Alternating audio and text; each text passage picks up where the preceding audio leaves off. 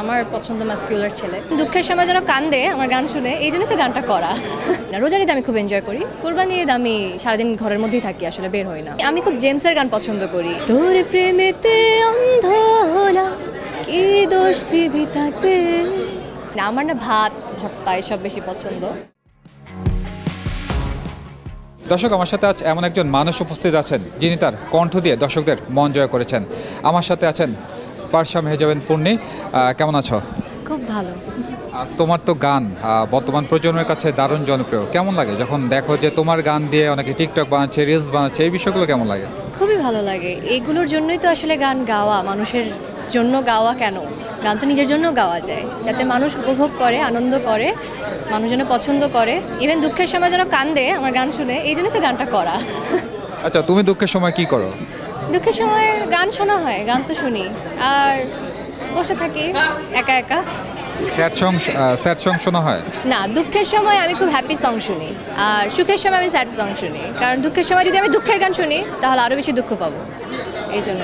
আচ্ছা, তোমার লাইফে যদি কোনো সিঙ্গারের কথা বলি বাংলাদেশে, তোমার সবচেয়ে পছন্দের সিঙ্গার কে ছিল? আমার একটু অনেকেই তো বলে যে তাহসানকে ভালো লাগে, অনেকেই বলে যে হাবিবকে ভালো লাগে। এদের মধ্যে আসলে কাউকে তোমার ভালো লাগে কি?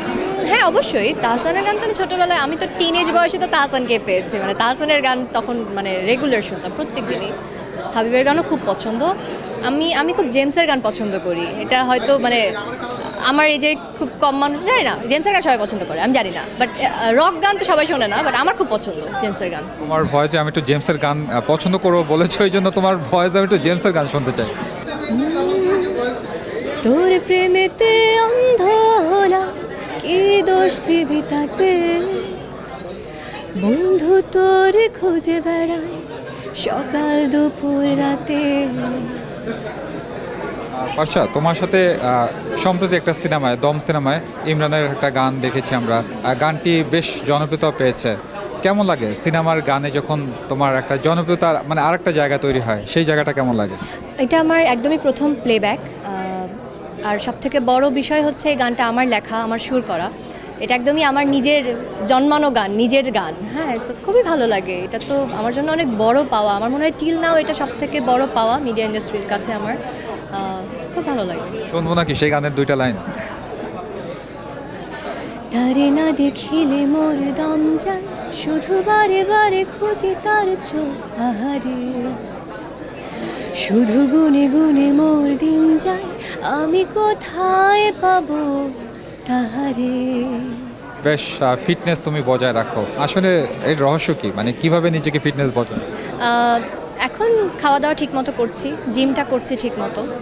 আমি তো ছোট থেকে আমি তো খুব হেলদি ছিলাম না কখনো, মানে খুব মোটা ছিলাম না। মাঝে একবার ঘুমপড়ি যখন করি তখন আমি ইচ্ছা করে ওয়েট গেইন করেছিলাম। আমার কাছে মনে হচ্ছিল একটু মোটা হলে আমাকে ভালো লাগবে, বাট দেন এগেইন এখন আবার রিয়েলাইজ করি আমাকে শুকনাই ভালো লাগে। সো এখন একটু এই যে ঠিকঠাক করছি নিজেকে। লাইফ পার্টনার কেমন হতে পারে পূর্ণির? সে কি মোটা সোটা হবে নাকি? আসলে তার পছন্দ কি, পূর্ণির পছন্দ কি? ফিট, মোটা চিকন বলে না, খুবই ফিট। আর আমার পছন্দ মাস্কুলার ছেলে। টাকা পয়সা বেশি হতে হবে এমন কিছু? টাকা পয়সা তো এটা খুবই ফান্ডামেন্টাল জিনিস আমার জন্য, কারণ আমি যে লাইফস্টাইল লিড করি আমার নিজের টাকায়, সেটার সঙ্গে সামঞ্জস্য বজায় রাখার জন্য যে মিনিমাম অ্যামাউন্ট লাগবে সেটা দরকার। খুব অতিরিক্ত হাইফাই আমার কিছু দরকার নেই, কিন্তু আমি একদম বিলো লেভেলেও যেতে পারবো না কখনো। আচ্ছা, আমি একটু তোমার ডায়েট চার্ট নিয়ে বলতে চাই যে পূর্ণির আসলে সেই খাবারটা কখনোই পছন্দ নয়, কিন্তু সেটাই সবসময় দেয়া হয়, এমন কোনো খাবার আছে কিনা? পছন্দ না, কোনো প্রোগ্রামে গেলে সেটাই দেয়া হয়। ও kacchi biryani, then any kind of biryani. আমি জানি না, আমার না ভাত ভর্তা এসব বেশি পছন্দ যদি রাইস আইটেমে যাই। কাচ্চি বিরিয়ানি, দেন মানুষ যেগুলো খুব পছন্দ করে নুডলস, আমি পছন্দ করি না। তখন কি করা হয়, মানে ধরো এটাই দেয়া হয়েছে মেনুতে, আর কিছু নাই, সাইড মেনু ছোটোখাটো আছে, কিন্তু তখন কি করো? তৈলাক্ত খাবার যতটা পারি অ্যাভয়েড করি। যদি খুব খেতে ইচ্ছা করে, দেখে ভালো লাগে তাহলে খাই কিছুটা। ভালোবাসার ব্যাখ্যাটা তুমি এক কথায় কি বলবে? ভালোবাসি। আর কি বলবো? আচ্ছা, ভালোবাসি শব্দটি যেহেতু বললে, ভালোবাসি শব্দটি তো নিয়ে অনেকে অনেক চর্চা করে, এক একজনের কাছে এক এক রকম। তোমার কাছে আসলে কি? ভালোবাসা একটা, যদি পার্টনারের ক্ষেত্রে বলি তাহলে এটা একটা সাধনা, ওয়ার্শিপিং কাইন্ড অফ। যদি বাবা মার ক্ষেত্রে বলি, ভাই বোনের ক্ষেত্রে বলি, সেটা অন্যরকম, খুব আদরের জায়গা থেকে। এক একজনের কাছে এক এক রকম। ইভেন আমার পেটস, আমি তো আমার পাখি, আমার বিড়াল, ওদেরকেও আমি ভালোবাসি। যেটা কার ক্ষেত্রে বলছেন সেটার উপর ডিপেন্ড করবে। কোরবানি যেহেতু সামনে, আমার একটু জানা আছে যে হাটে যাওয়া হয় কিনা? না, আমি এটা এনজয় করি না, মানে কেন জানি এনজয় করি না। রোজার ঈদ আমি খুব এনজয় করি, কোরবানির ঈদ আমি সারাদিন ঘরের মধ্যেই থাকি, আসলে বের হই না। আচ্ছা, এই প্রজন্মে তো অনেক অভিনেত্রী আছেন, এর মধ্যে কেউ আছে যে তুমি খুব তাকে পছন্দ করো বা তাকে ফলো করার চেষ্টা করো? অভিনেত্রী জয়া হাসান, ভালো লাগে ওনাকে খুব। কি তার ফিটনেসের জন্য? হ্যাঁ, একদমই তাই। ফিটনেস, সৌন্দর্য, সে ভেতর থেকে কত সুন্দর একজন মানুষ, এটা তার সাথে কথা বললে বোঝা যায়। হ্যাঁ, আমি তো তাকে খুব কাছ থেকে দেখেছি, কথা বলেছি, চিনেছি। So, দারুণ মানুষ একজন।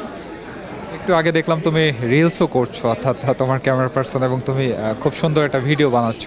আসলে কোনো ইভেন্টে গেলে এরকম কি টুকটাক বিভিন্ন রিলস তৈরি করা হয় নাকি? হ্যাঁ, ইভেন্টের মেইনলি আমাদের যাদেরকে ইনফ্লুয়েন্সার হিসাবে ইনভাইট করা হয়, এদের তো কাজই হচ্ছে সুন্দর করে ইভেন্টটাকে কভার আপ করা। So, আমি ওটাই করছিলাম।